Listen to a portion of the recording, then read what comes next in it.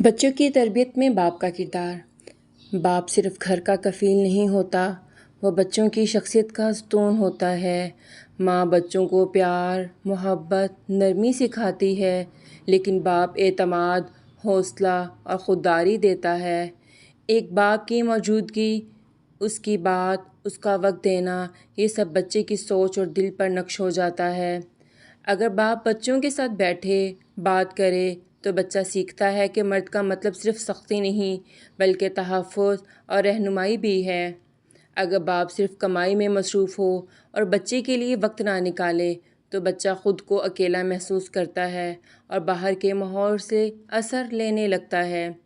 یاد رکھیں، باپ اگر خود نماز کا پابند ہو، قرآن پڑھتا ہو، ماں کی عزت کرتا ہو تو بچے بغیر کہے وہ سب سیکھتا ہے۔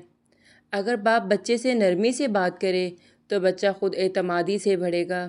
اگر باپ صرف غصہ کرے تو بچہ یا تو خوف زدہ ہوگا یا دل میں بغاوت پالے گا۔ ایک باپ کی دعائیں، اس کی دی ہوئی ہمت، اس کا ساتھ، یہ وہ چیزیں ہیں جو بچے کو زندگی بھر سنبھال کر رکھتی ہیں۔ باپ ایک سایہ ہے جو گرمیوں میں ٹھنڈک دیتا ہے اور سردیوں میں تحفظ۔ اگر آپ باپ ہیں تو صرف کمانے والے نہ بنیں، وقت بھی دیں، محبت بھی، اور سب سے بڑھ کر اچھا کردار بھی، کیونکہ بچے وہ نہیں سنتے جو آپ کہتے ہیں بلکہ وہ سیکھتے ہیں جو آپ کر کے دکھاتے ہیں۔